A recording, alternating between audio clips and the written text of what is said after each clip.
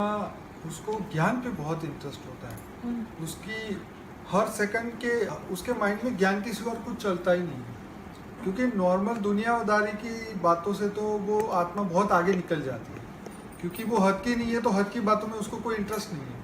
तो जो हद की दुनिया में फंसे हुए हैं या हद की दुनिया में बुद्धि है, तो शायद उनको थोड़ा और पुरुषार्थ करना है समय के हिसाब से, क्योंकि जैसे जैसे परीक्षा का समय नज़दीक आता है तो हर आत्मा, हर व्यक्ति, हर स्टूडेंट अपनी तैयारियों को और बढ़ाता जाता है।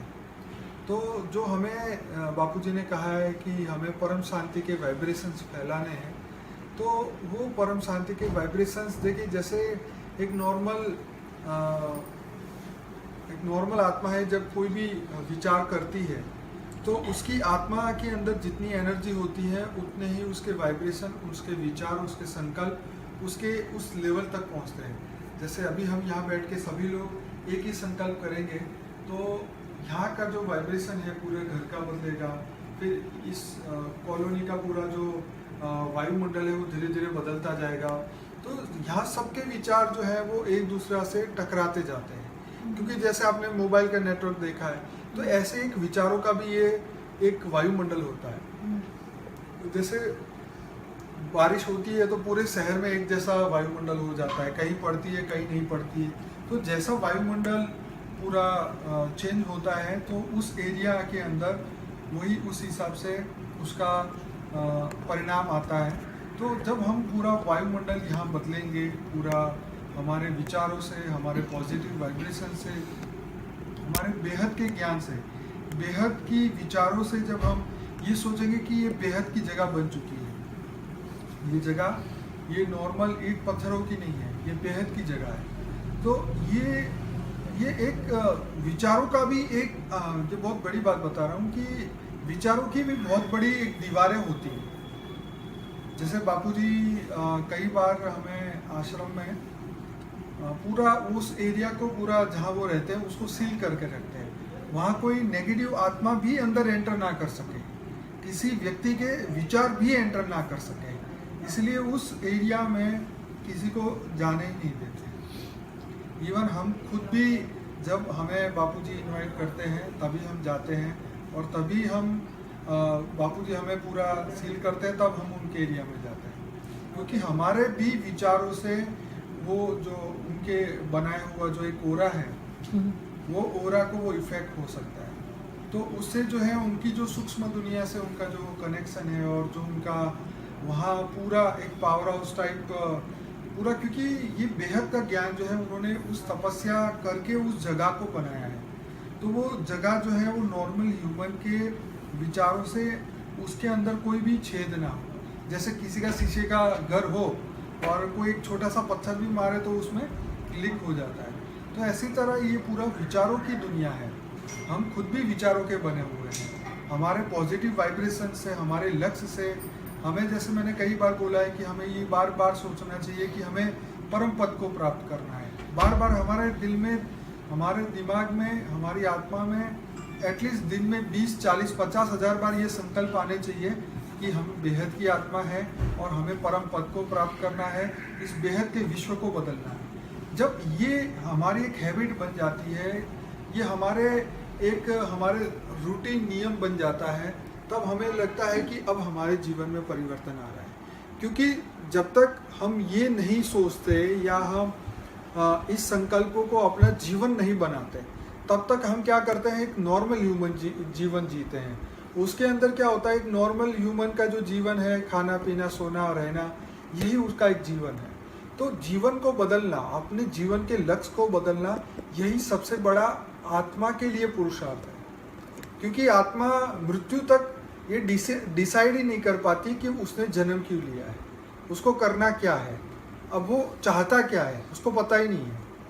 इंसान को पता ही नहीं है कि मैं क्या करने आया हूँ और मैं क्या कर रहा हूँ। एज ए ह्यूमन हर इंसान को पता है, इवन जानवर को भी पता है, वो भी आनंद की खोज में है। कोई भी जानवर है वो खुशी ढूंढता है, मनुष्य है वो खुशी ढूंढता है। कभी हम टीवी देखते हैं, कभी रेडियो सुनते हैं, कभी मोबाइल से चैट करते हैं। तो ये जो आनंद की खोज है वो कभी ख़त्म नहीं होती। आनंद एक खत्म हुआ दूसरा शुरू, एक पिक्चर खत्म हुआ दूसरे की आशा। तो जो आशा हमारे अंदर जो है इच्छा है, तो जो ये इच्छाएं जो है हमें आनंद की ओर लेके जाती है, और आनंद को प्राप्त करने के लिए हम जो कर्म करते हैं वो कर्म सुख और दुख लेके आते हैं। और वही कर्म जब हमारे सामने आते हैं तो कभी वो आनंद में कन्वर्ट होते हैं और कभी वो आनंद की जगह दुख में कन्वर्ट हो जाते हैं। तो यही एक मनुष्य का जीवन है जिसके अंदर वो आनंद की खोज में दुख को पा लेता है। तो वो इंसान को ये समझना चाहिए कि सुख और दुख से ऊपर उठ के कौन से ऐसे कर्म हैं जो मुझे यहाँ पे फंसाए नहीं, ना मुझे वो सुख दे ना वो मुझे दुख दे। जैसे कई बार इंसान बहुत सुख भोगने के बाद भी कहता है अब शांति चाहिए। तो ये शांति कौन सी चीज़ है, कहाँ मिलती है, कौन सी दुकान में मिलती है, कौन से एरिया में, क्या उसके बारे में कोई दुनिया में जानता भी है? क्या किसी ने इसके ऊपर कभी बात की है? शांति जो होती है वो आत्मा की एक ऐसी अवस्था है, उस अवस्था को प्राप्त करने के लिए इंसान को कर्मातीत अवस्था से ऊपर जाना पड़ता है। कर्म से अतीत, जो कर्म उसे बांधे भी नहीं, ना सुख दे ना दुख दे। तो उस अवस्था से जब आत्मा ऊपर पहुंचती है तब वो एक शांति का अनुभव करती है, क्योंकि वो जो शांति है वो उसकी आत्मा के अंदर से आती है, कोई बाहर से नहीं आती, कोई चीज़ों से नहीं आती, कोई मोबाइल से नहीं आती, कोई कंप्यूटर से नहीं आती, कोई इन्फॉर्मेशन से नहीं आती। जब आत्मा हम योग में बैठ जाते हैं, आंखें बंद कर देते हैं, विचारों को शून्य में चले जाते हैं, तो लोग ऐसा कहते हैं कि ये शांति है, हमें शांति महसूस होती है। आत्मा उस चीज़ को, शांति को महसूस किया जाता है। शांति कोई ऐसा नहीं है कि एसी चालू किया, ठंडी हवाई हमने उसको महसूस किया, ऐसा नहीं है। तो आत्मा ये शांति एक ऐसा गुण है जो आत्मा को डेवलप करना होता है, और वो आत्मा खुद चाहे तो ही हो सकता है। किसी के करने से या किसी के सिर पे हाथ रखने से ये नहीं हो सकता। ये जो गुण है हमारे अंदर के गुण, कोई आर्टिस्ट है तो जैसे बच्चे, हमें पता चलता है बचपन में कोई अच्छा पेंट करता है तो उसको उस कला को बाहर लाने के लिए उसको कुछ ऐसे कोर्स सिखाया जाता है, उसके अंदर की चीज़ें बाहर लाने के लिए उसे एक प्रैक्टिस कराई जाती है, उसको बार बार याद कराया जाता है कि तू ऐसा करेगा तो तू बहुत बड़ा आर्टिस्ट बनेगा, तू ये कर सकता है, तेरे अंदर ये हिम्मत है। बार बार उसके गुण को बाहर लाने की कोशिश की जाती है। तो उससे क्या होता है कि वो आत्मा जो है वो उस बात को समझना शुरू करती कि हाँ मैं कर सकता हूँ, यह साइके है, मेरे से हो सकता है। आजकल दुनिया में क्या चीज़ हो गई है कि लोग ये सोचते हैं कि मेरे से कुछ नहीं हो सकता, मेरे अंदर ये कमी है, मेरे से ये प्रॉब्लम है, मुझे इससे प्रॉब्लम होता है। तो हमने अपने गुणों को बाहर लाने की जगह हमने अपने अवगुणों को बाहर लाए। हम उस अवगुण को बार बार याद करते हैं, या अपनी जो डेफिशिएंसी है, हमारे अंदर जो कमी है, उस कमियों को याद करते हैं, और उस कमियों को एक क्या बोलते हैं, लोगों से हम ऐसी सिंपैथी लेना चाहते हैं कि यार मेरे से ये नहीं होता। तो जो हम लोगों की जो सिंपैथी लेना चाहते हैं, जैसे कोई बीमार होने का, घर में कोई बोले कि हाँ मैं बीमार हूँ, तो 5 लोग आके पूछते हैं कि भाई तेरा क्या हाल है, क्या हाल है। तो लोग उसको पूछते तो उनको अच्छा लगता है। तो बीमारी को उसने एक खुशी का रास्ता ढूंढा कि यार 5 लोग मुझे पूछेंगे नहीं तो पूछेगा कौन। तो जो ये मुझे पूछेगा कौन, ये जो एक इच्छा है, ये इच्छा उसे क्या करती है, उसको वो दुख को आह्वान दे रही है, और वो उस दुख को वो एक अपना हैबिट बना रही है।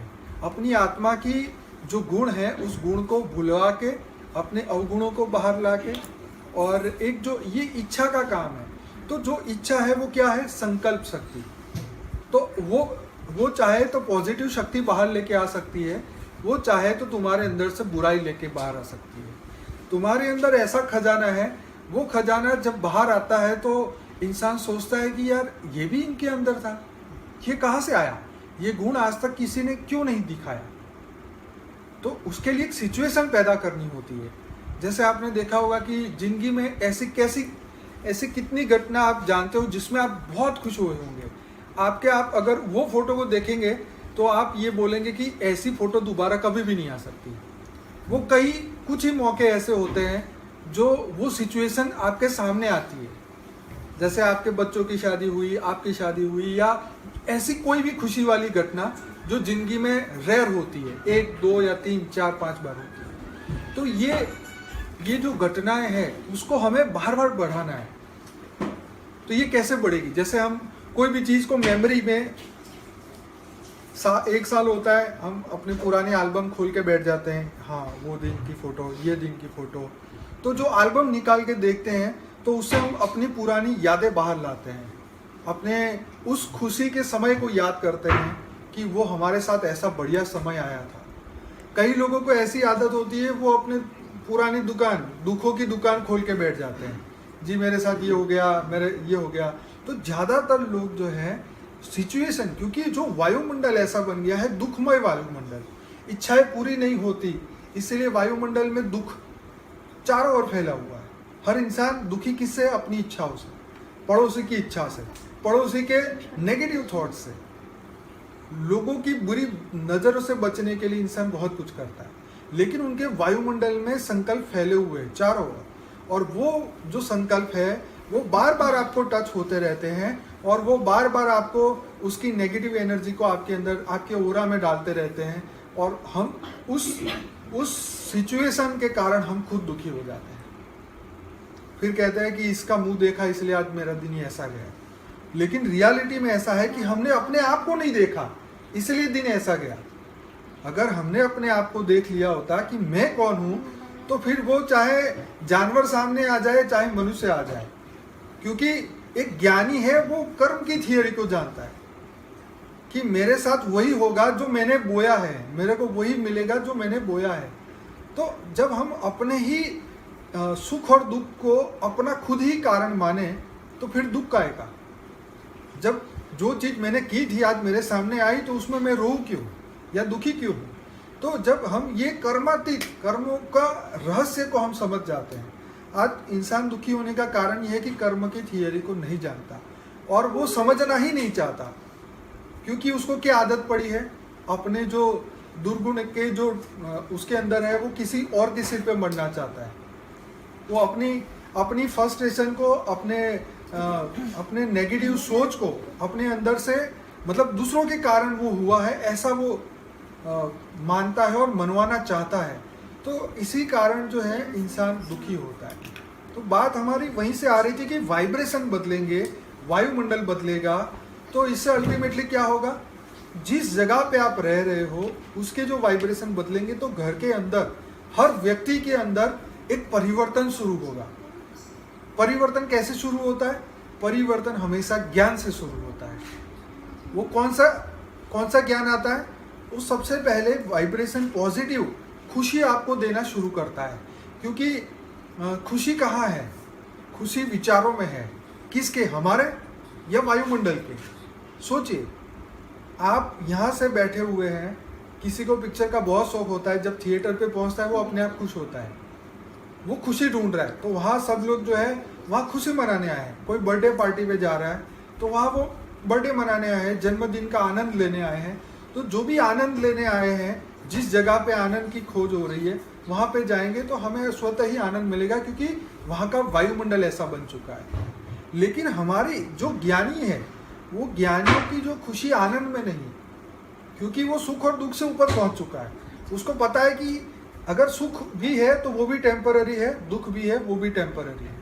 तो सुख और दुख से जब हम ऊपर की लेवल को सोचते हैं, तो वो स्थित प्रज्ञ अवस्था है। माने हर आत्मा जो है एक स्थित प्रज्ञ अवस्था तक पहुंच सकती है।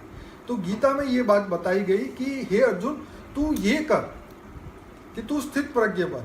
तो उन्होंने ये नहीं बोला कि तू मेरे जैसा बन, उन्होंने स्थित प्रज्ञ अवस्था की बात बताई, क्योंकि उनको पता था कि आने वाले समय में धरती लोक में जब मनुष्य, जब पूरा वायुमंडल, कलयुग में माने कलह का युग, लड़ाई झगड़े, नेगेटिव विचार, हर जगह दुखी दुख, तो ये जब चीज वायुमंडल में फैलेगी, तो उस समय पे उनको सुख की अनुभूति कराने वाला कोई नहीं होगा, और उसको वो ज्ञान देने वाला कोई नहीं होगा। इसलिए वो गीता ज्ञान उस समय में आत्मा के कल्याण के लिए बताया गया। अब बात यहाँ आत्मा के कल्याण तक रुकती नहीं है, हमारी जो खोज है वो उससे भी आगे जाती है, क्योंकि जब तक तुम आनंद में रहोगे या दुख में रहोगे तो जीवन और मृत्यु तो तय है। जीवन और मृत्यु तय है माने इस संसार में आना और इस संसार से जाना, ये भी तय है। तो इस संसार से आना और इस संसार से जाना अगर आपको रोकना है तो आपको उस ज्ञान की जरूरत पड़ेगी जो इस ब्रह्मांडों से ऊपर का ज्ञान है, क्योंकि ये ब्रह्मांड, एक ब्रह्मांड, दो ब्रह्मांड या 8-10 ब्रह्मांडों की जो बातें है, अनंत अनंत ब्रह्मांड तक की बातें हमारे शास्त्रों में लिखी है। उसमें ये भी बताया कि जीवन मृत्यु से ऊपर कैसे जाया जाए, मोक्ष कैसे मिले। लेकिन अल्टीमेटली जैसे जैसे इस धरती लोक पे समय बदलता है, सतयुग, त्रेता, द्वापर, कलयुग, जैसे जैसे युग बदलता है तो इस धरती लोक की सभी आत्माओं की स्थिति भी बदलती है। वो आत्मा जो अभी धरती पे आके इतनी दुखी होती है, वो त्रेता में और द्वापर में बहुत खुशी से थी, बहुत आनंद में थी, लेकिन वो आनंद को प्राप्त करने के चक्कर में आनंद से भी बाहर नहीं निकल पाए। योग के अंदर एक ऐसी अवस्था बताया जाता है कि ब्रह्म को बार बार याद करना, ब्रह्म में लीन हो जाना। तो ब्रह्म में लीन हो जाना में ब्रह्म के अंदर रहना है, उससे बाहर निकलने की भी कोशिश नहीं करती वो आत्मा। तो इससे भी ऊपर, क्योंकि ब्रह्म तो एक ब्रह्मांड का जो शिव है वो ब्रह्म की अवस्था तक पहुंचता है, जो महाशिव है वो महाब्रह्म बनता है। तो जो अनंत अनंत शिवों से ऊपर, जो बापू जी ने बताया, शिव, महाशिव, परम महाशिव, परम परम परम परम महाशिव। तो जो जिसकी आत्मा की जो अवस्था थी, जो उस आत्मा के अंदर वो गुण था, वो गुण प्राप्त करने के बाद वो बार बार उसी को याद करता है, क्योंकि उससे ऊपर का जो नॉलेज है वो उसके पास नहीं है, क्योंकि उस आत्मा की भी वही कैपेसिटी है। इसलिए इस धरती लोक पे शिव को ही सत्य माना गया और उसी को ही लोग फॉलो करने लगे। शिव को सत्य करने, जैसे अभी एक मुझे फ़ोन आया था तो उसने बोला कि मैं तो शंकर जी को ही शिव, और शिव भी उनको मानती हूँ, शंकर भी उनको मानती हूँ, पर मुझे एक बात समझ नहीं आई कि अगर उसने ब्रह्मा कुमारी का भी सुना था कि अगर भगवान शंकर सबका विनाश करते हैं, मनुष्यों का, इस सृष्टि का विनाश करते हैं, तो लोग उनकी पूजा क्यों करते हैं। बड़ा लॉजिकल वाला क्वेश्चन था। आज तक मुझे ऐसा ही एक पहला ही बंदा मिला, वो भी एक लेडी थी, एक सिंपल सी, मतलब आप कह लो इतना पढ़ी लिखी नहीं थी, लेकिन उसका जो क्वेश्चन था बहुत इंटेलिजेंट था। उसका जवाब देने के लिए मुझे 2 बार सोचना पड़ा कि भाई वो बुराइयों का विनाश करते हैं। शंकर जी का काम जो है इस धरती पे तांडव नृत्य करते हैं, लेकिन आपने देखा होगा कि विष्णु जो है अपने बीजों को लेके जाता है, बाकी की आत्माओं को छोड़ देता है। तो जो बुराई वाली आत्माएं थी उन सबको मुक्ति और मोक्ष मिलता है, लेकिन जीवन मुक्ति वाली आत्माओं के लिए तो स्पेशल बेहद के परमपिता धरती पे आता है, इसीलिए उनको भी याद किया जाता है, इनकी पूजा होती है। जो जिस लेवल पे उसको मानता है उसकी पूजा होती है। तो कोई तुमको मारता ही रहेगा तो तुम उसकी पूजा करोगे ही नहीं। सिंपल सी बात है। हमेशा देवता जो है वो देने वाले होते हैं, सुखदायी होते हैं, दुखदायी नहीं होते हैं। तो इस बात को हमें समझना चाहिए, लेकिन सबकी अपनी संस्थाओं की अपनी इंटरप्रिटेशन है। जिसने जो देखा, जो समझा, उसने आगे अपने फॉलोवर को बताया। तो जिनके पास दिव्य दृष्टि होती है वही बेहद का ज्ञान दे सकते हैं। हद का ज्ञान तो मैं गीता, रामायण, महाभारत, वेद, पुराण पढ़ के मैं बहुत अच्छी कहानियां बता सकता हूँ। इवन आप खुद भी पढ़ेंगे तो मेरे से भी अच्छा आप भी बोल सकते हैं।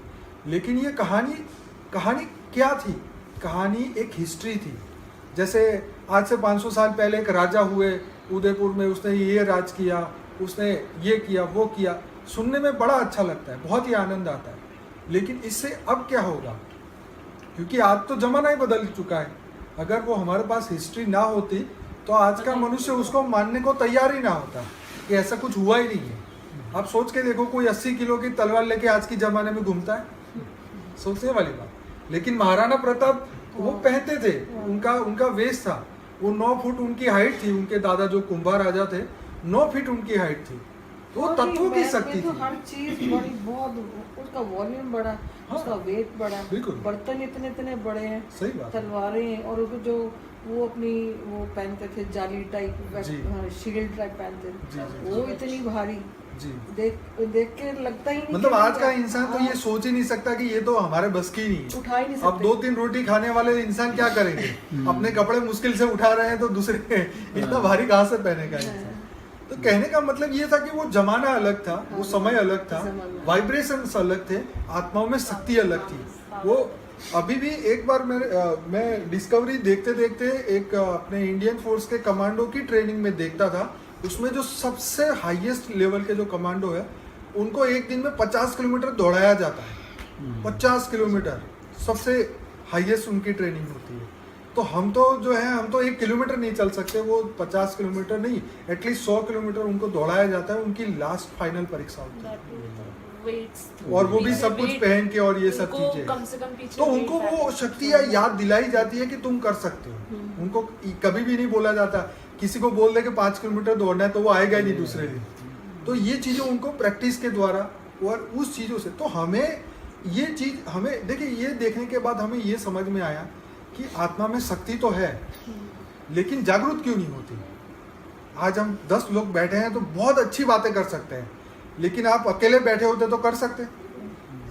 तो चैलेंज वही है कि आपको वो करना है अकेले बैठ के, क्योंकि यही आपका अकेलापन या यही आपकी सोच, यही आपके विचार, वही आपकी सदगति और दुर्गति करने वाले।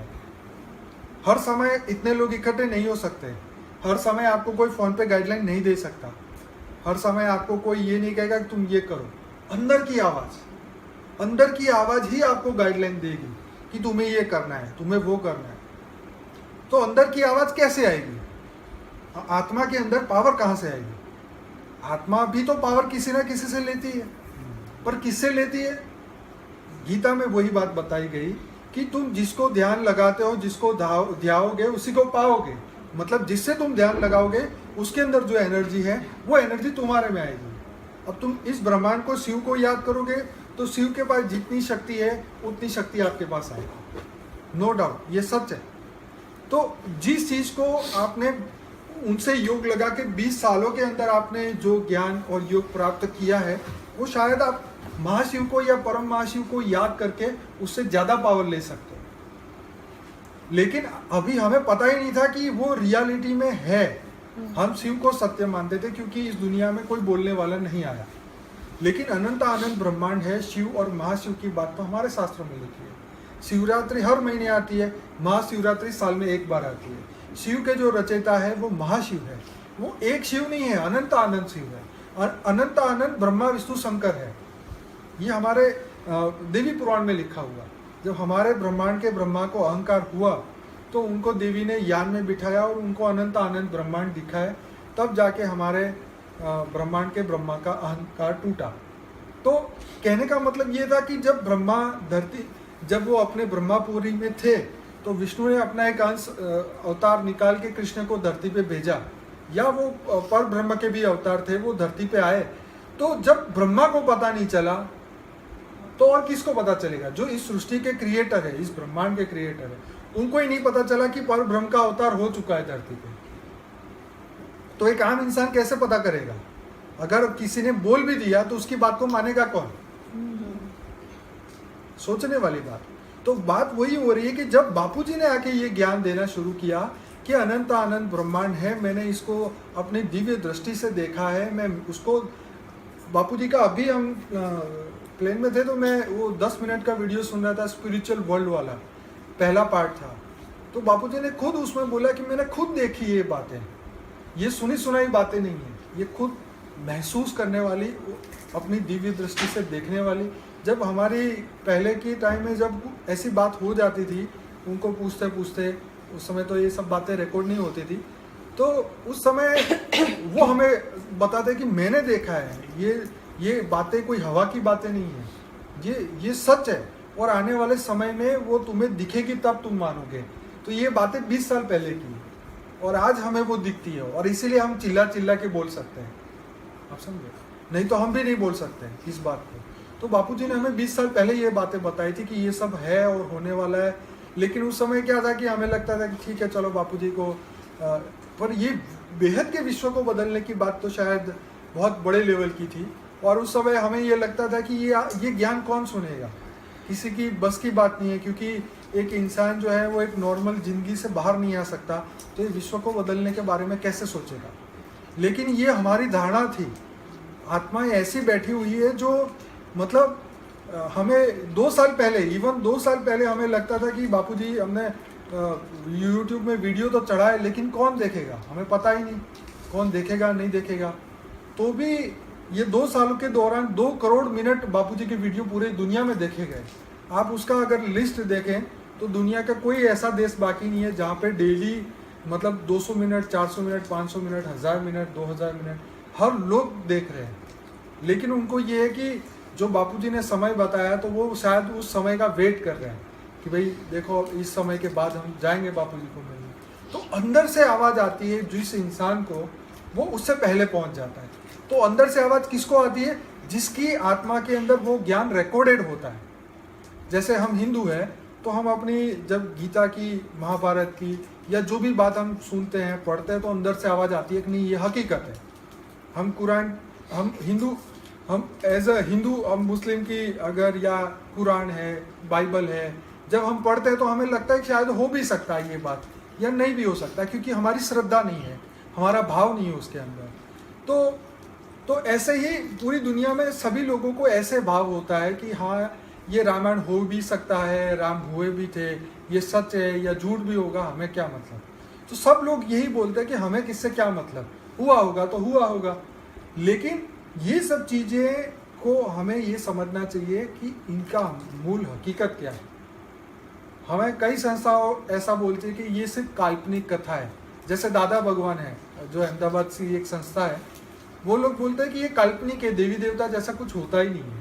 वो बोलता है कभी कोई मोर पे बैठा होता है, कभी कोई जानवरों पे बैठा होता है, ऐसा कुछ होता ही नहीं है। 4 हाथ, 4 हाथ, और ये कभी कोई शेर पे बैठा हुआ, तो माता रानी को शेर पे बिठाए उनको मजाक लगता है। 10 शेर रावण के। हाँ, तो ये चीज़ें जो है किसी को सच्चाई लगती है, किसी को बुराई लगती है कि ऐसा नहीं हो सकता। तो हम उसकी बुराई नहीं करते, पर हम ये समझाना चाहते हैं कि उन्होंने जो लोगों को समझाया, तो वो जो अपनी अल्प बुद्धि से, मतलब चाहे वो उनको पूर्ण ज्ञान कहें, चाहे उनको वो अपूर्ण ज्ञान कहें, चाहे वो जो उनको संज्ञा देना है वो दे सकते हैं। लेकिन बात हमारी खुद की हो रही है यहाँ पे कि हमें क्या समझ में आया और हम चाहते क्या है।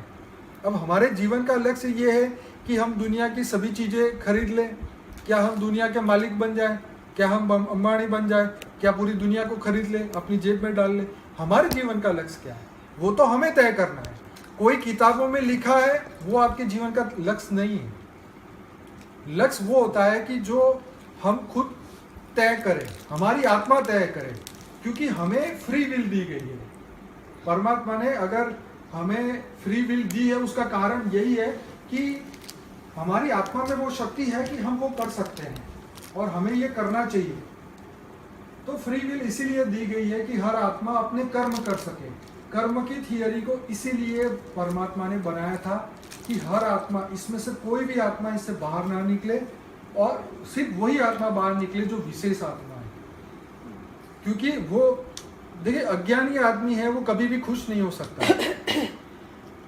गीता में लिखी हुई बात है ये कि अज्ञानी आत्मा है वो सुख और दुख में अंतर ही नहीं महसूस कर सकता, वो फर्क नहीं कर सकता, तो वो कभी भी खुश नहीं हो सकता। तो इसीलिए अर्जुन को बोला, हे अर्जुन तू इसके बारे में भूल जा, क्योंकि वो कभी भी सुखी हो ही नहीं सकता। तुम अपना खून भी पिलाओगे तो भी वो खुश नहीं होगा। तो उसको तू छोड़ दे, उसको साइड में रख और अपने कर्म कर। इसीलिए बोला कि कौन जिएगा कौन मरेगा ये तुम्हारी समस्या नहीं है, तुम अपने कर्म करो। तो हमारे जो, इसीलिए हम क्या होता है कि कोई बीमार हो गया, कोई मर गया तो हम खुद दुखी हो जाते हैं। क्यों? क्योंकि दुखी उसको देख के नहीं हो रहे, अपने हमारा समय ऐसा ना है इसलिए दुखी हो रहे। क्योंकि किसी के दुख, सबको पता है कि कोई किसी का दुख हटा ही नहीं सकता। कौन बदल सकता है किसी के कर्म? कोई नहीं बदल सकता। अगर कर्म बदलने की शक्ति अगर किसी भी देवी देवता में होती तो हमारे शास्त्रों में लिखा होता। अगर रिलीफ मिलती भी है वो टेम्पररी है, परमानेंट नहीं है। जैसे कोई जानवर योनि में कोई आत्मा चली जाती, जैसे देवराज इंद्र, जब उनके कर्मों के कारण उनको एक जानवर योनि में जाना पड़ा तो उसको ऊपर से भगवान विष्णु ने ऐसे चमत्कार नहीं कर दिया कि चल आजा वापिस इंद्रपद को पाले तू। उसको ज्ञान दिया, उसको बताया गया कि तू ये था, अब तुझे वापिस ये बनना है, तो तू अपने कर्म पूरे कर, तपस्या कर और वापिस पावर ला और अपने कर्मों को खत्म कर और फिर तू इंद्रपद को पाएगा। तब तू देवता का राजा इंद्र बनेगा या स्वर्ग का राजा बनेगा। तो ऐसी तरह हर आत्मा को धरती पे मनुष्य बनने के बाद सभी को यही ज्ञान दिया जाता है कि ज्ञान और योग से तप द्वारा अपने किस्मत को बदलो, कर्म को खत्म करो और वापिस उस ओरिजिनल स्टेज में पहुंचो जो तुम थे। अगर तुम एक जीवात्मा ही थे तो फिर आपको कुछ करने की जरूरत नहीं है, बस जीवन में खाओ पियो मजे करो और जीवन को पूरा करो। जैसे क्रिश्चियनों में और दूसरे धर्मों में क्या बताया जाता है कि पुनर्जन्म नहीं है, और पुनर्जन्म नहीं है तो इसीलिए वो आत्माएं खा पी के मजा कर रही है। आप विदेशों में देखो, किसी के जीवन का लक्ष्य ये नहीं है कि परमात्मा की प्राप्ति हो जाए, उनका जीवन का लक्ष्य तो बस एंजॉय, मजा करो, खाओ पियो, आनंद करो। लेकिन मैं कौन हूँ, कहाँ से आया हूँ, क्यों आया हूँ और अब इस दुनिया में अब मेरा क्या रोल है, ये तो कोई तय ही नहीं कर सकता, क्योंकि उसमें गलती उनकी भी नहीं है, गलती है उनके वायुमंडल की। आप किस वायुमंडल में जी रहे हो। आज हम भारत में रहते हैं तो भारत में जो भक्ति है और जो ज्ञान है वो कहीं ना कहीं घर में कुछ ना कुछ लेवल पे तो है। घर के अंदर वायुमंडल जो हमारे होता है, जो हमारे बड़े लोग चाहे भक्ति करे, चाहे वो गीता रामायण महाभारत का पाठ करे, उससे एक घर में वायुमंडल तो बदलता है। एक सोच तो आती है कि हमारे जीवन का लक्ष्य, हम क्या करना चाहते हैं, वो चीज़ तो हमें पता चलती है। तो वहीं से शुरुआत होती है। एक आग लगने के लिए एक चिंगारी चाहिए होती है। आत्मा को जब ये ज्ञान बाहर लाने के लिए आत्मा को सिर्फ याद कराना होता है, तो वो याद कराने का काम दुनिया में अलग अलग संस्थाएं करवा रही है। कोई कहता है कि तुम ब्रह्म थे, हमारे शास्त्रों में भी लिखे कि तुम ही ब्रह्म थे, तुम ही ये बन गए हो जीवात्मा। तो जो ब्रह्म थे तो अब कैसे बाहर लाया जाए, अपने अंदर के गुणों को बाहर कैसे लाया जाए। देखो, आपके अंदर से गुण बाहर लाने हैं तो पहले क्या करना होगा, अवगुण को खत्म करना होगा, क्योंकि अगर गुण बाहर आएंगे तो साथ में अवगुण भी बाहर आएंगे। पर वो कैसे वायुमंडल में आएंगे, जैसा वायुमंडल होगा वैसा ही बाहर आएगा। अभी हम आके यहाँ बैठे हैं, सब लोग एक पॉजिटिव भावना के साथ बैठे हैं कि हम विश्व के वायुमंडल को बदलना चाहते हैं, तो अंदर से भाव भी वही आ रहा है। लेकिन आधे घंटे पहले हम नाश्ते के टेबल पे बैठे थे, हंसी आ रही थी तो हमने हंसी हंसी में हंसी वाली बातें करी, एक आनंद प्राप्त करने के लिए बात की। लेकिन अब वायुमंडल बदल चुका है, अब हमारी सोच बदल गई है। तो जो सोच बदली, वायुमंडल बदला, तो अंदर से वही चीज बाहर आए। तो विश्व के वायुमंडल को बदलना है, आत्माओं की ओरिजिनल स्थिति को बाहर लाना है, 33 कोटि देवताओं को जगाना है, तो वायुमंडल को बदलना होगा। बापूजी ने यही बात कल बहुत बढ़िया ऑडियो में कही है कि परम शांति को याद करो, परम शांति को, बेहद की परम शांति को याद करो। अगर हर इंसान एक बार ही सही, भले वो जानते हैं या नहीं जानते हुए भी, अगर बेहद की परम शांति हो रही है, ऐसा ये मंत्र अगर वो बोलता है, अपने अंदर बार बार उसको रिपीट करता है, तो उसके अंदर बदलाव आना शुरू हो जाता है।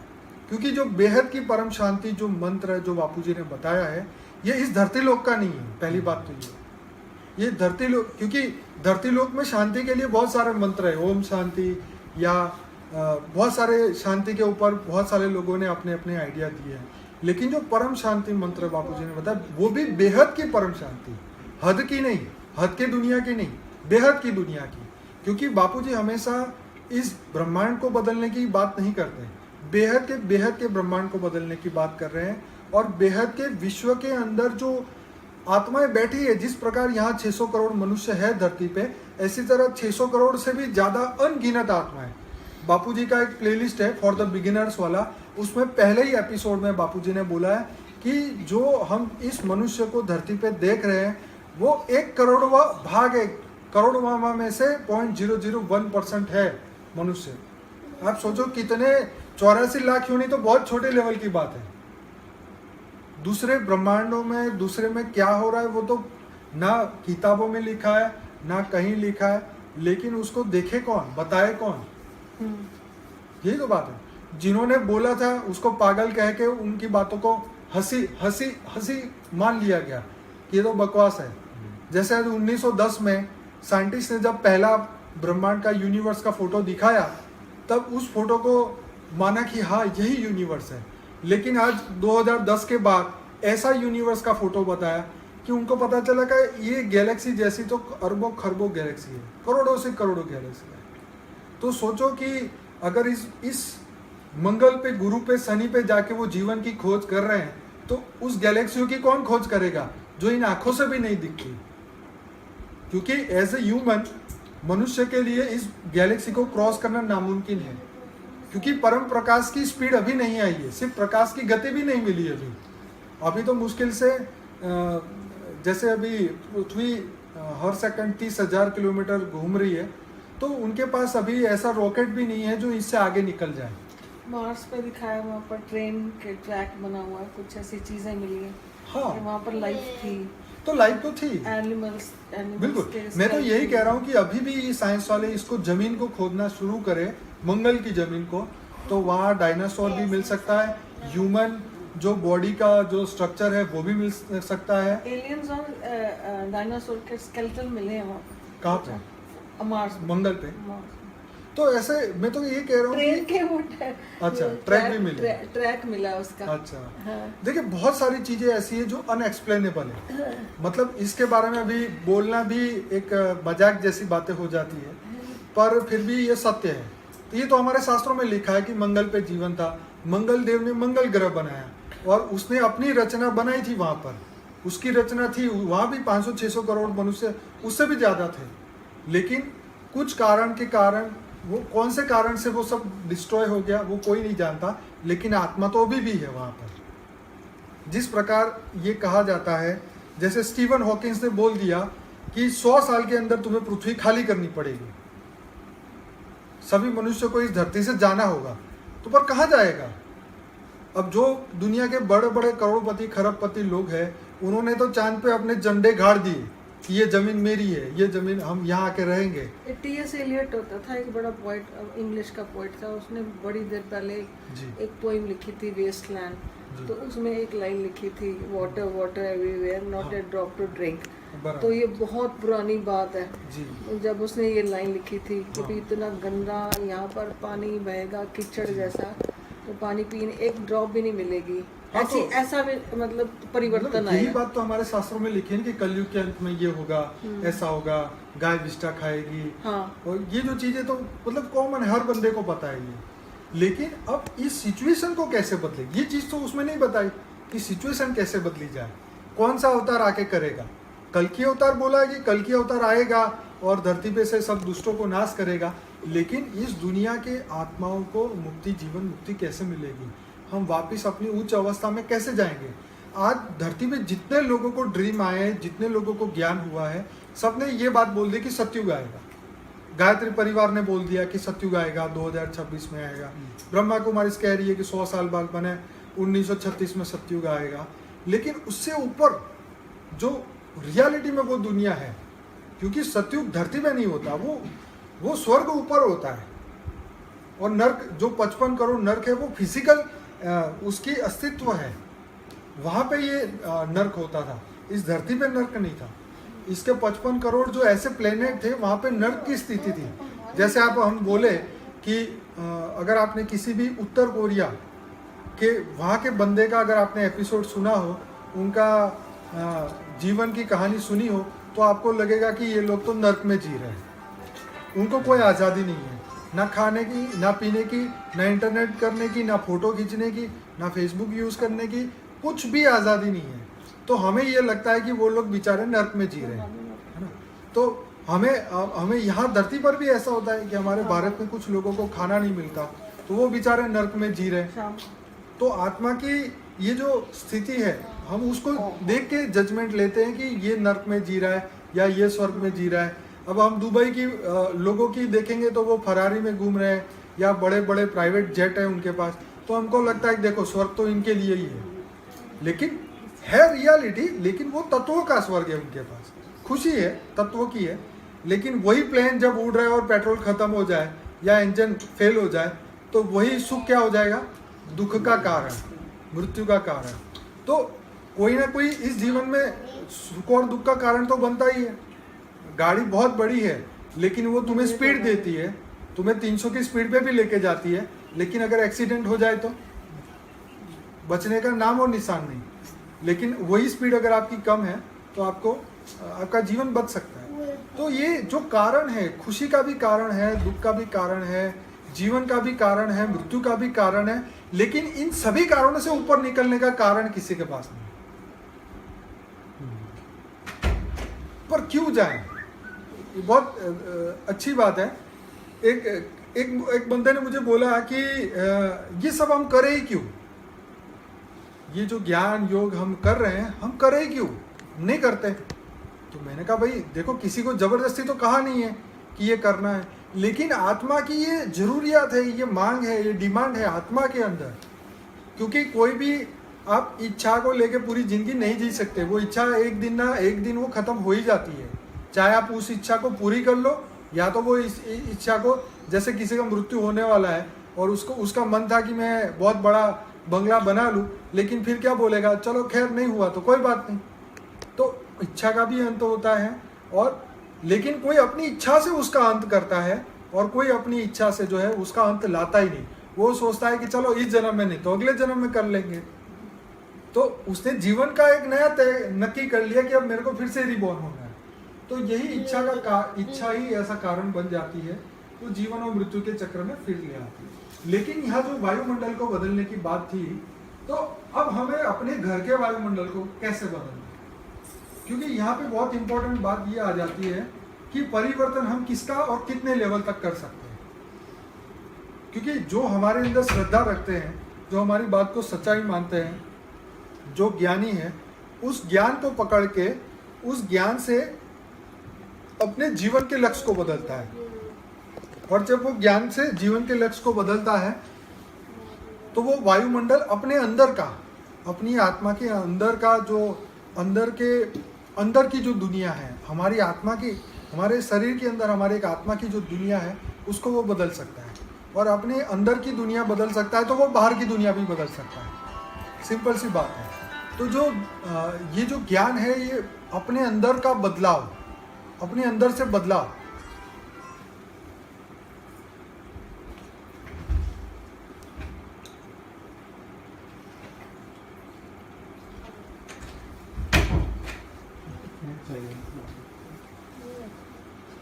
तो ये बदलाव शुरू होता है हमारे अंदर से, और बदलाव वही कर सकता है जो बदलने के लिए तैयार रहता है।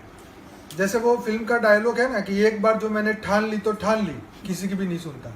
ऐसा कभी भी नहीं होना चाहिए, क्योंकि ये पिक्चर का डायलॉग नहीं, ये बड़े लोगों का। और जैसे भीष्म पितामह थे, हाँ, मैंने तो एक बार प्रतिज्ञा कर ली तो कर ली, तो ये प्रतिज्ञा उनको कितनी भारी पड़ी, सोचो। उनके जीवन का अंत हो गया इस प्रतिज्ञा को पूरे करने के चक्कर में। पर वो अज्ञानी इंसान को ये नहीं पता चला कि इसको छोड़ दे। अब देखो, भीष्म पितामह को साइड में रखो और भगवान कृष्ण को साइड में रखो। कृष्ण ने क्या प्रतिज्ञा ली थी?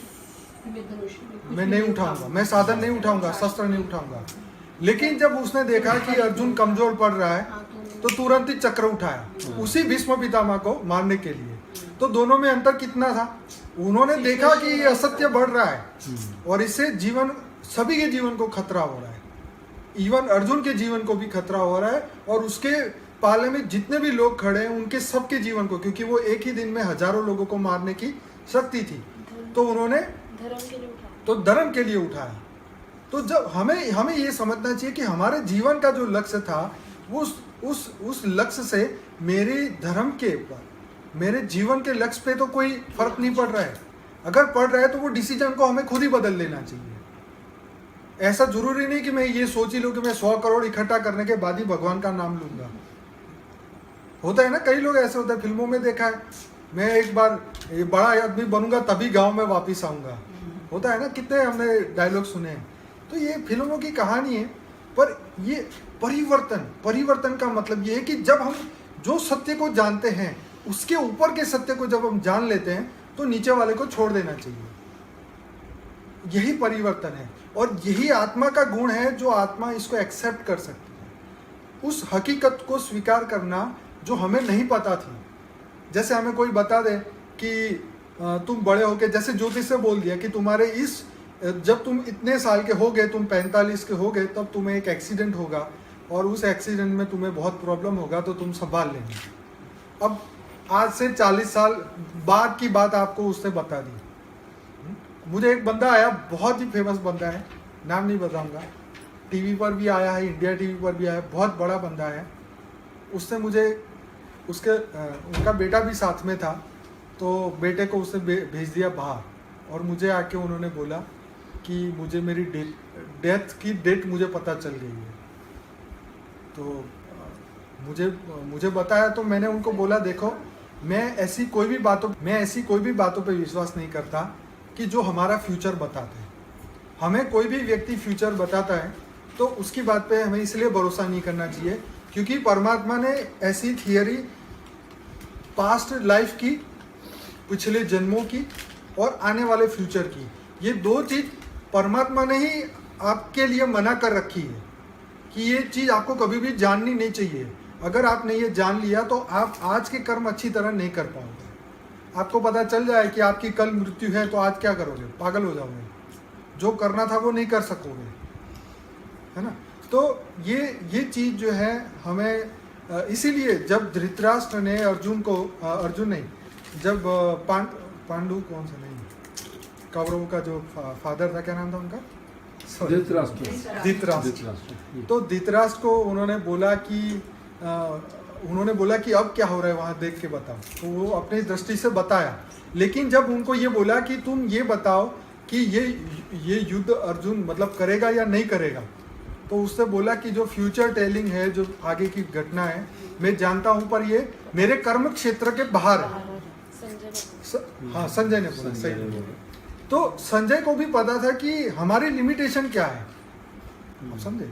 बापूजी को भी ये पता होता है, लेकिन वो चीज़ वो इवन मेरे बारे में भी नहीं बताएंगे कि क्या होने वाला है, ये क्या करने वाला है। तो ऐसे हर व्यक्ति को कभी भी अपने फ्यूचर जानने की कोशिश नहीं करनी चाहिए और पास्ट लाइफ को जानने की कोशिश नहीं करनी चाहिए, पिछले जन्मों में आप क्या थे। तो कई लोग हमें कांटेक्ट करते हैं, बोलते हैं कि भाई मुझे अपने पिछले जन्म के बारे में बताओ। मैं उनको बोलता हूँ कि तुम्हें फ़ायदा क्या हो जाएगा इससे अगर तुम्हें पता चल जाएगा कि तुम्हारी ऐसे मृत्यु हुई और उसका कारण ये बना, तो आप आज से उससे क्या करोगे, दुश्मनी करोगे।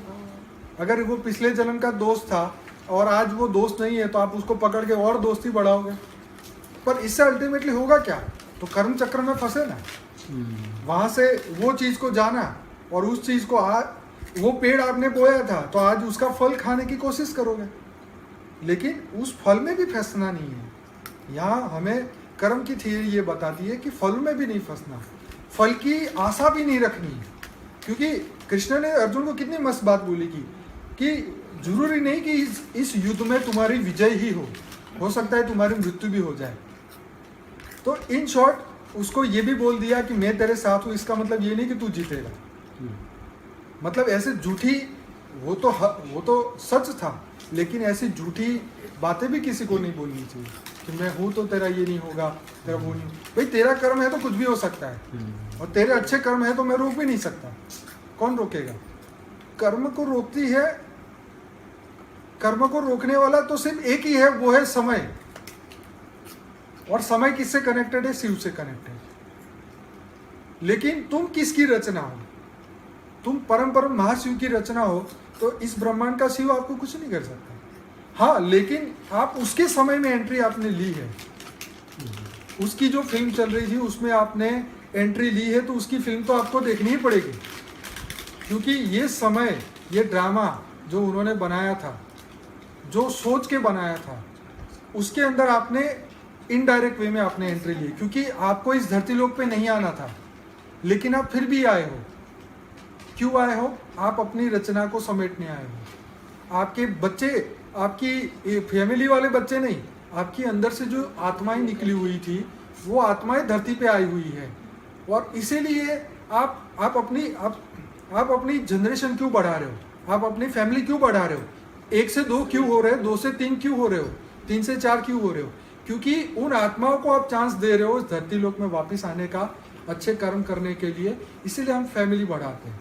जानवर भी अपनी फैमिली बढ़ा रहे हैं, है ना। तो ये ज्ञान उनको ऊपर से दिया गया था।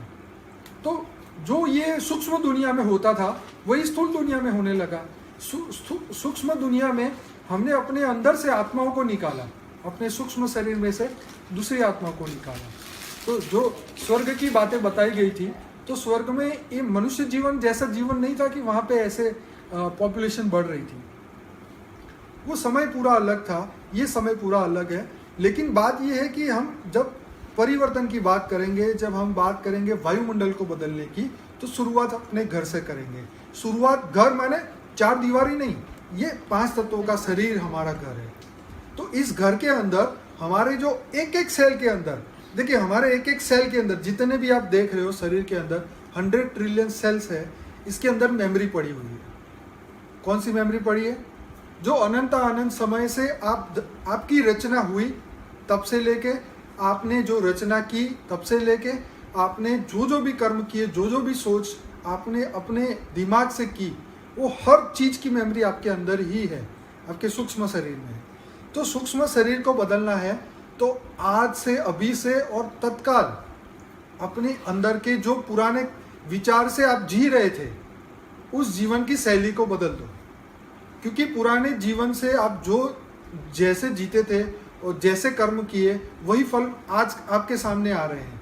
लेकिन जब आप जीवन की लाइफस्टाइल बदल दोगे, सोचने की पैटर्न बदल दोगे और जो बेहद के कर्म करोगे, तो वो आने वाले कर्म बेहद का फल लेके आएंगे और आपको बेहद की दुनिया में लेके जाएंगे। और बेहद की आपके अंदर की, बापूजी ने कल क्या बात मस्त बोली कि आत्मा पूरी रिकॉर्डिंग ही परम लाइट जब उतारेगी तो आत्मा की पूरी रिकॉर्डिंग ही खत्म हो जाएगी, पूरा डेटा ही खत्म, एकदम आत्मा फ्रेश न्यू बन जाएगी। जैसे हर जीवन के बाद एक इंसान को मौका मिलता है कि उसको फिर से नया शरीर के साथ धरती पे आने का एक चांस मिलता है, लेकिन वो चांस फिर जैसे गुरबानी में बताया गया ना कि जब तू गर्भ में था तो तब तुझे कीड़े काटते थे, वो भी इसलिए रखा गया ये सिस्टम कि तुझे ये याद रहे कि तू जब जन्म लेगा तो तुझे अच्छे कर्म करने हैं। हाँ? तुझे वो दुख में इसलिए रखा गया कि तू उस चीज को ना भूल जाए जो तुझे करना है। तो आज भी हमारे सामने जब दुख आता है तो उसके 2 रास्ते हैं। हमारे बुराई कर्मों का फल आ रहा है और दूसरा अच्छे कर्म करने का समय हमें याद करा रहा है। दुख आते हैं तो हमें पता ही है कि वो तो हमारा किया हुआ है, लेकिन हमें नया अच्छे कर्म करने का रास्ता भी दिखाता है वो दुख। तो दुख हमारे दुश्मन नहीं है, लेकिन दुख को हमने दुश्मन माना है क्योंकि हम उस नई सोच को नहीं पकड़ सकते, क्योंकि वायुमंडल खराब हो चुका है।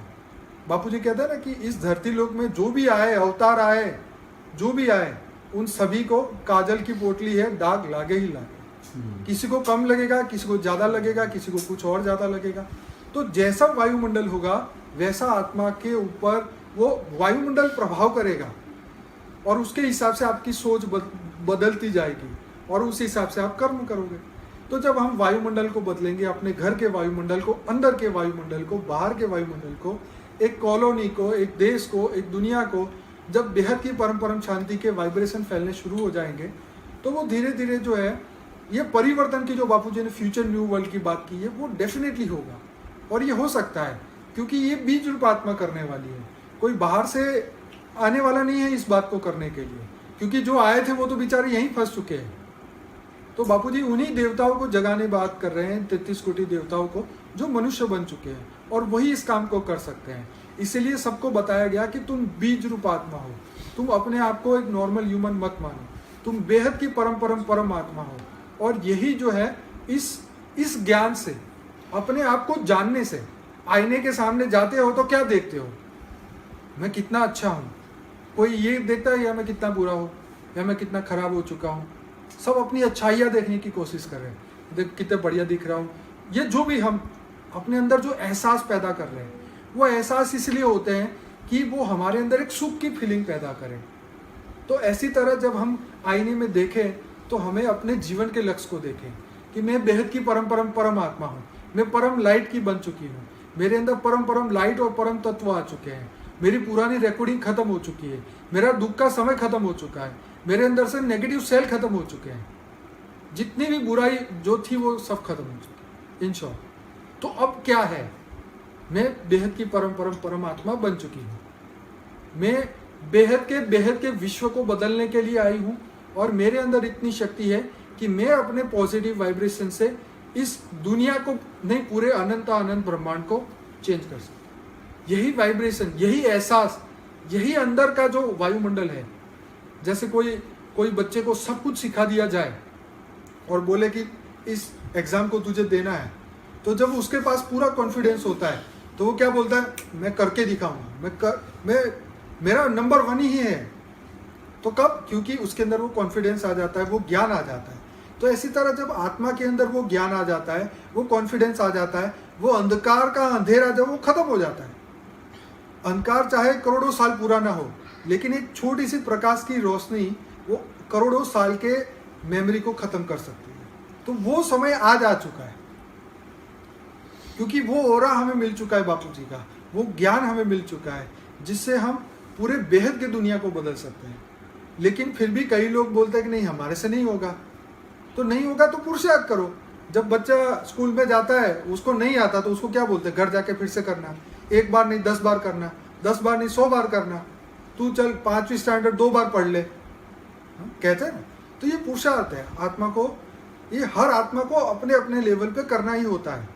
कोई किसी के लिए नहीं करता, हमें खुद के लिए ही करना होता है। तो जब आत्मा जागती है, उसके अंदर एक प्रकाश आ जाती है। जैसे मोमबत्ती है, आपने एक मोमबत्ती से आपकी मोमबत्ती को जला दिया तो उसका क्या गया, उसका तो कुछ भी नहीं गया ना। तो उसने जो प्रकाश का एक दान दिया, एक छोटा सा प्रकाश, जो ज्ञान है, यही ज्ञान दान है, यही प्रकाश है। हमने जो आज आपकी आत्मा के अंदर जो एक ऐसी ऊर्जा भर दी, जो अंदर से वो जलती रहेगी। कब तक? जब तक आप नेगेटिव विचारों से आप उसको नहीं भरोगे, तब तक वो जलती रहेगी। अब आपको डिसीजन लेना है कि आज के बाद मुझे नेगेटिव सोचना है या नहीं सोचना है। अगर नेगेटिव सोचना ही है तो फिर आपके लिए तो भगवान भी नहीं आने वाले स्पेशल। हर आत्मा के लिए ये बात है, क्योंकि वो अपने दूतों को भेजता है धरती पे के जाओ जाके ये काम करो।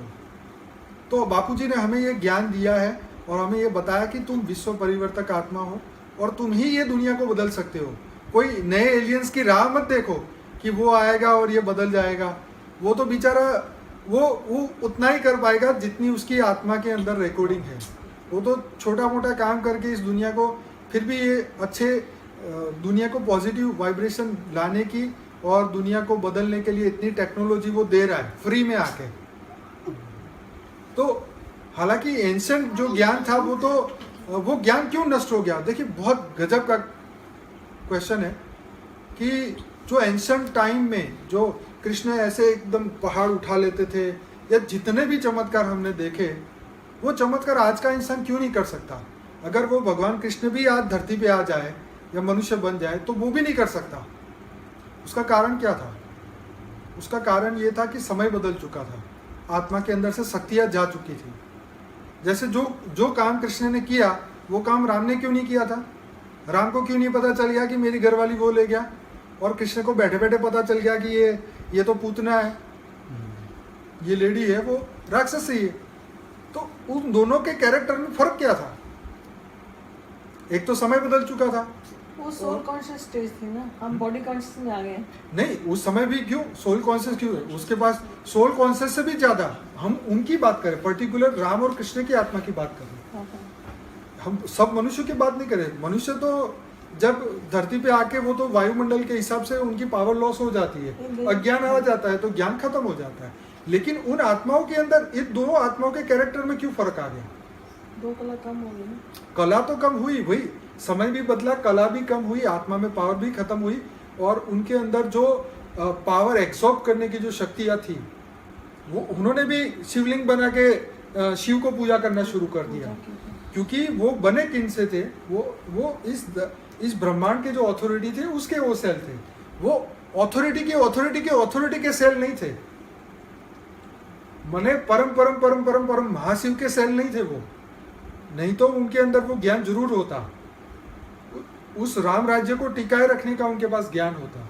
इस दुनिया को वो कृष्ण अवतार के बाद भी वो लेके जा सकते थे, लेकिन उन्होंने अपने कुल का नाश कर दिया, क्योंकि उन्होंने देखा कि ये बदल नहीं पाएगा मेरे से। कृष्ण ने अपने कुल का नाश किया ना। उनके लड़कों की आप स्टोरी सुनो तो आपको पता चलेगा। ये इस समय द्वारका डूब गई। हाँ, उनको भी श्राप मिला। हाँ, तो श्राप क्यों मिला? जब इतने बड़े हाई लेवल के बंदे थे तो क्यों?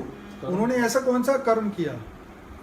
क्योंकि फैमिली को खत्म हाँ, कर दिया ना। तो मतलब यही था कि ना काम महाशत्रु है, क्योंकि अंत में जो जब उन्होंने भी 16,108 रानियां रखी, तब उनको रियलाइज हुआ कि मैं जिस कार्य के लिए धरती पे भेजा गया था, बेहद के विश्व परिवर्तन, उस समय जो उनको ज्ञान था, जो वो विश्व परिवर्तन के समय विश्व का परिवर्तन करने के लिए आए थे, उस समय वो भूल गए। जब 16,108 से शादियां करी, जो उन्होंने राम राज्य में रामायण के टाइम पे उन्होंने जो उस समय जो रावण ने अशुद्ध किया था जो स्त्रियों को, उस समय जो उनको उन्होंने श्राप नहीं दिया था, उन्होंने कहा था कि तुम्हें अगले जन्म में पति के रूप में चाहिए। तो जब कृष्ण अवतार हुए, तो जब उन्होंने 16,108 के साथ संग किया और उनके साथ जब उनके भी आगे वंश हुए, तब उनको यह पता कि मैं जिस कार्य के लिए आया था वो कार्य अधूरा रह गया। और तब उन्होंने भी गीता में कहा कि काम महाशत्रु है। वो भी 5 विकारों में फंस गए। वो भी अपनी जब वो बाल अवस्था में जिस अवस्था में थे, जो शक्तियां लेकर आए थे परम तत्वों की, वो शक्तियां भी धीरे धीरे खत्म हो गई, क्योंकि उन्होंने महाभारत में भी कितना बड़ा ज्ञान दिया, लेकिन अंत में उनको ही आघात हुआ। ये कहते हैं ना, I don't know about it, but it is said like this, ये जो है ना कृष्ण की आत्मा है, वो भी रीबर्थ में आती गई। हाँ, तो जब रीबर्थ में आई तो फिर उसका फॉल होना ही था। ये देखिए, उस समय भी कृष्ण के मतलब जो आज जितने हम देखते हैं, जैसे भगवान बुद्ध का अवतार हुआ, हाँ। या जितने भी ये अवतार हुए, तो उन्हीं के रूप, उसमें से जो आत्माएं निकली थी, जो 16,000 रूप निकले, वही धरती पे आके ऐसे ऐसे उन्होंने अच्छे अच्छे काम करने शुरू किए। हाँ। तो वो जो आने के बाद इस धरती लोक से जाना किसी के लिए पॉसिबल नहीं हुआ, क्योंकि वो भी कर्म बंधन में आ गए। अब कर्म बंधन जब तक आत्मा के पूरे ना हो, तब तक तो ऊपर कैसे जाएंगे? वो तो पूरा करेंगे तब जाएंगे। हाँ, लेकिन उसका क्रिएटर आके उसको वो विधि बताए कि वो बेहद की दुनिया में वापस जाने का रास्ता बताए, तभी तो कोई जाएगा। जब तक वो मोक्ष का, सब कहते हैं कि मोक्ष होता है, लेकिन आत्मा तो जीवन मृत्यु के चक्र में ही फंसी रहती है ना। मोक्ष कहाँ होता है? मोक्ष तो तब हुआ कि आत्मा को इतना ज्ञान हो जाए कि मृत्यु के बाद उसकी आत्मा सीधी बेहद के परम धाम में पहुंच जाए, माने जहां से वो आत्मा बनी थी वहां तक पहुंच जाए। तो उस लेवल पे पहुंचने के लिए आत्मा को एक वायुमंडल चाहिए, एक ऐसा ज्ञान चाहिए। और इसलिए तो घरों में ये चीजें नहीं होती थी, इसलिए लोग जंगल में जाते थे, वहां जाके तपस्या करते थे। लेकिन अब तो हर जगह पॉल्यूशन हो चुका है, अब तो समय ही बदल चुका है। अब तो वो वहाँ जंगल में जाएंगे तो जंगल से भाग के वापस यहाँ आएंगे, वहाँ पर भी नेगेटिव आत्माओं का वास हो चुका है। तो कहने का मतलब, अब तो हमें अपने ही घर को स्वर्ग, माने अपने ही अंदर वो चेतना जगानी होगी, वो दिव्य चेतना, जो परम चेतना, कि जो बाहर के वायुमंडल से बाहर कितने भी तूफान आए, लेकिन तुम्हारा दिया खत्म ना। ये है ना कि जंगल में जाके हम विश्व परिवर्तन नहीं कर सकते। हाँ, तो यही बात थी ना कि क्योंकि इसीलिए तो साधु संत भी धरती पे आए, तो उन्होंने ज्ञान देने का काम किया। ब्रह्मा ने भी जो अपने मानस पुत्र बनाए थे साथ, तो उनको स्पेशली काम दिया गया कि धरती पे जाके तुम ज्ञान देना। नहीं तो अगर ज्ञान नहीं देंगे तो अज्ञानता में इस संसार का क्या हाल होगा? सबसे ज्यादा क्राइम, मर्डर कहाँ होते हैं? विदेश में। क्यों? क्योंकि वहाँ किसी को ज्ञान ही नहीं है कर्म का। अगर मुझे ये ज्ञान हो जाए कि मेरे ये चीज से मुझे खुद ही भुगतना पड़ेगा, तो मैं तो ऐसा करूंगा ही नहीं। तो विदेश में किसी को कर्म का भी पता नहीं है। ये तो आप अच्छा सीख गए कि अच्छा सोचो, अच्छा करो, लेकिन सिर्फ अच्छा वो सोचने से नहीं ऐसा होगा। विश्व कल्याण की भावना चाहिए। आत्माओं को मुक्ति, जीवन मुक्ति दिलाने का ज्ञान देना पड़ता है। जब तक ज्ञान ना दो, सिर्फ इतना ही बोलते जाओ पॉजिटिव सोचो, तो दुनिया ना बदलेगी। अंदर का वायुमंडल भी नहीं बदल सकता। आप सोचो, दुनिया में कितना ऐसी बातें सिखाने वाले ढेर लोग हैं, लेकिन वो ना तो, अगर इतना पॉजिटिव सोचने से ब्रह्म ज्ञान हो जाता, तो ब्रह्म ज्ञान की वैल्यू क्या? दुनिया का परिवर्तन हो चुका। पूरी दुनिया बदल चुकी होती। हर बंदा एकदम मतलब भगवान का बंदा होता। कोई राक्षस का बंदा नहीं होता। देव दानव यक्ष किन्नर जितने भी लोग थे वो तो सब आ गए धरती पे। अब आने के बाद वो उनको तय करना है कि मैं राक्षस हूँ या मैं राम हूँ, मैं कौन हूँ। वो तो आत्मा स्वयं तय करेगी ना जब आईना देखेगी। तो दूसरे का आईना देखने से क्या होता है, कौन करेगा, जो भरेगा वो करेगा, वो तो वही भरने वाला है, मैं करूँगा वो मुझे मिलने वाला है। तो आत्मा को खुद सोचना है और विश्व कल्याण के लिए भी उसको उसकी ड्यूटी है, चाहे वो माने कि ना माने। जो ये मान लेता है कि ये बेहद के विश्व को बदलने की ड्यूटी मेरी है और उसके ऊपर जो कर्म करता है तो उसकी चढ़ती कला चालू हो जाती है, क्योंकि उसका ऊपर से कनेक्शन हो जाता है, क्योंकि बेहद के परमपिता से वो जुड़ ही जाता है। कितने लोग ऐसे मिले जो हमें कांटेक्ट करने के बाद ये बोलते थे कि हमने इतने पॉजिटिव, इतने संकल्प किए कि हे परमात्मा तुम जहाँ भी हो मुझे तुमसे जुड़ना ही जुड़ना है। और ऐसे लोगों को हमारी एडवर्टाइजमेंट दिखी, उन्होंने क्लिक की और वो लोग हमारे से जुड़े। लेकिन पहले तो उसके अंदर वो फर्म निश्चय हुआ तब ना, जब उसने संकल्प किया कि मुझे उस सत्य को जानना है, तब उनके सामने वो चीज़ आती है।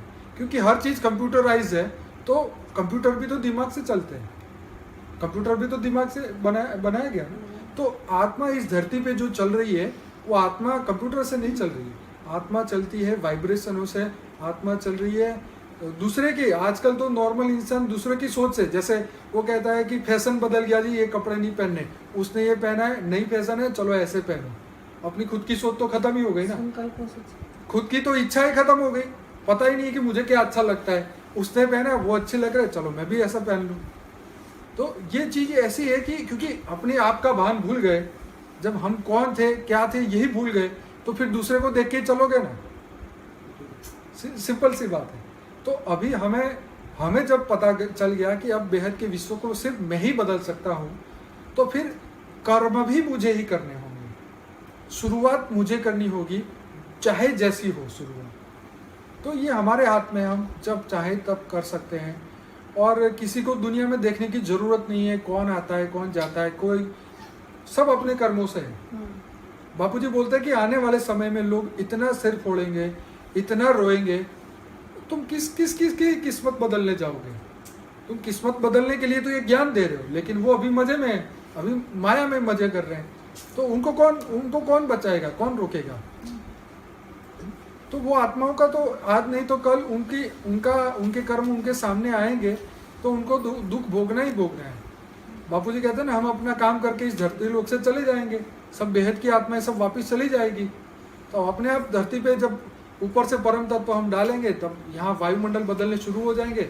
और बापूजी ने कहा है उस हिसाब से पूरी दुनिया को सत्य का पता चल जाएगा कि ये लोग आए और इन्होंने करके वो चले भी गए।